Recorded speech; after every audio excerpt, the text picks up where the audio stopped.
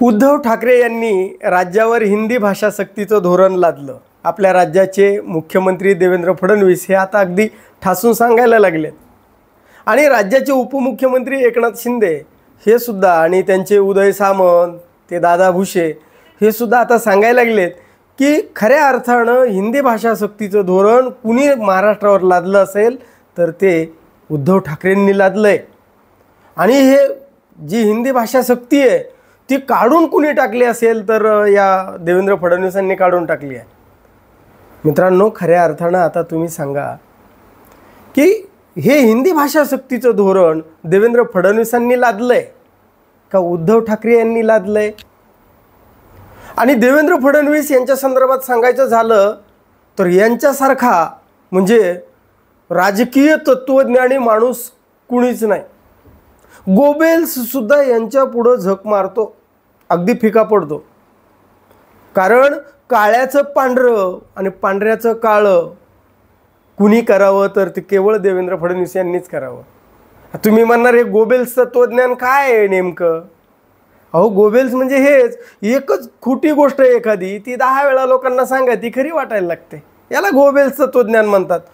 परंतु गोबेल्स हा एकटा होता, देवाभाऊनं अशा हजारो गोबेल्स तयार करून ठेवलेत की ते एकच गोष्ट ती वारंवार लोकांना सांगायला लागतात आणि देवाभाऊचा तर हात कोणी धरणारच नाही।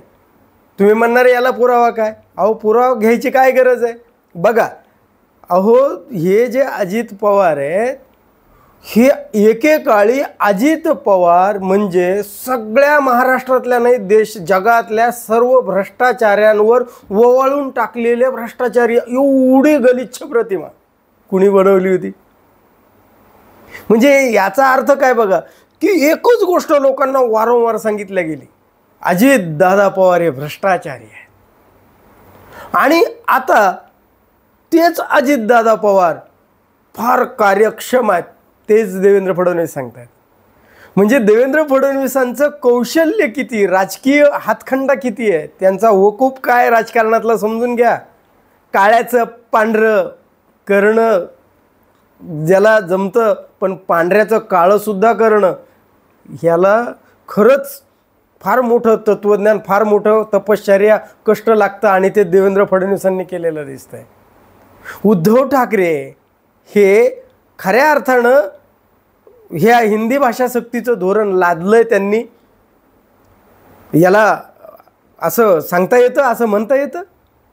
उद्धव ठाकरेंचं सरकार 2022 मध्ये पडलं, आता मुख्यमंत्री देवेंद्र फडणवीस आहेत, मग हिंदी भाषा सक्तीचं धोरण कधी 22 एप्रिलला GR निघाला ना।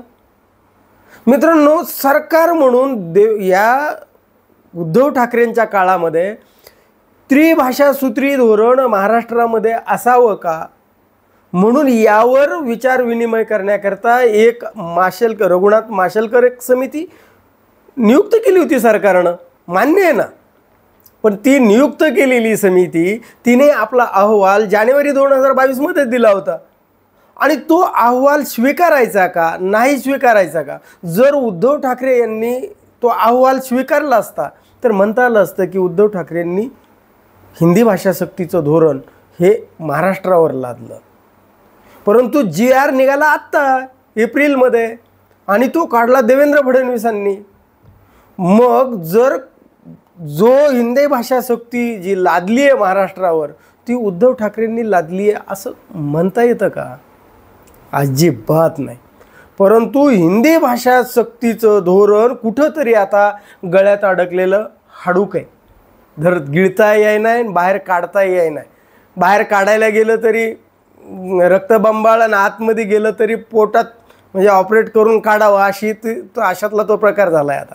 म्हणजे एकतर माघारी घेता येईना, एकतर पुढंही पाऊल टाकता येईना। सरकारची ही गुची ह्या हिंदी भाषेवरून झालेली आहे। आणि मग आता यामध्ये हे एकनाथ शिंदे एकटे पडणार, एकटे।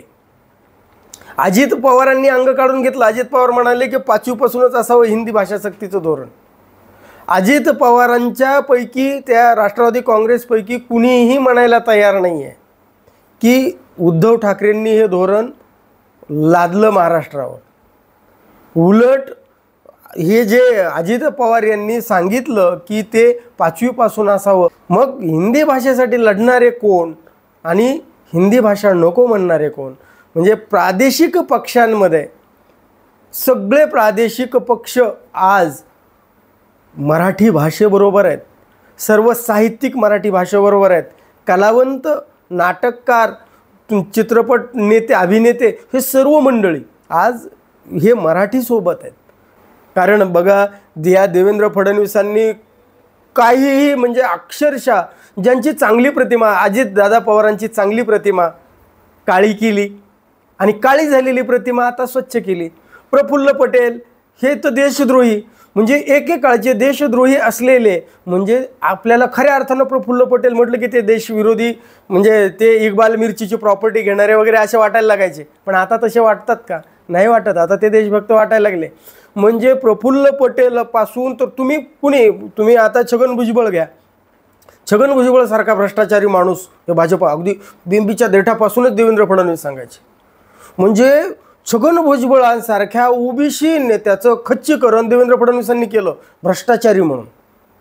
जर ते खऱ्या अर्थानं म्हणजे हे गोबेल्स झक मारेन याच्यासाठीच म्हणतो आपण की हे काय देवेंद्र फडणवीस म्हणजे गोबेल्स, असे लाखो गोबेल्स मारावे लागतील त्यावेळेस एक देवेंद्र फडणवीस जन्माला येतोय असं 100% महाराष्ट्रामध्ये चित्र दिसतंय. कारण आता हे छगन भुजबळ एवढी चांगला ओबीसी नेता, तो एकदम भ्रष्टाचारी करून टाकला, आता एकदम स्वच्छ करून घेतला. म्हणजे छगन भुजबळ, प्रतापराव सरनाईक म्हणजे ते तसेच, राणे अगदी तेच पद्धतीत, अगदी देशद्रोह म्हणजे भ्रष्टाचारी, देशद्रोह नव्हता त्यांच्यावर पण भ्रष्टाचाराचे आरोप झाले होते.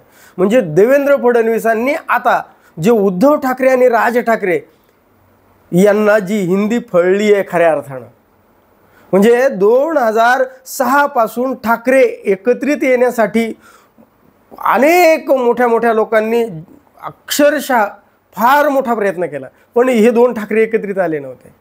यासाठी देवेंद्र फडणवीसांची ही जी खोटी नीती आहे, गोबेल्स नीती आहे, आणि ही जी एकनाथ शिंदेंच्या माध्यमातून हिंदी भाषा सक्तीचं जे धोरण आणलं, ते कुठंतरी ही गोष्ट चांगली मराठी माणसाच्या ऐक्यासाठी फळाला आली, म्हणजे फळली म्हणावं लागेल. म्हणजे खऱ्या अर्थानं हिंदी फळली, म्हणून मराठी भाषेची अस्मिता आता कुठंतरी मराठी माणसात जागृत झालेली आहे. याविषयी आपलं काय मत आहे?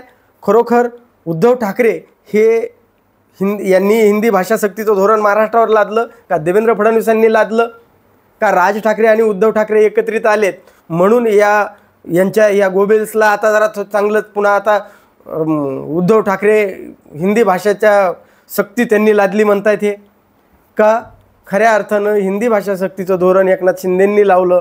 मित्रांनो, याविषयी आपली काय मत आहेत कमेंट करून जरूर सांगा. आणि हा व्हिडिओ जर आवडला तर लाईक आणि शेअर करायला विसरू नका. धन्यवाद. जय महाराष्ट्र.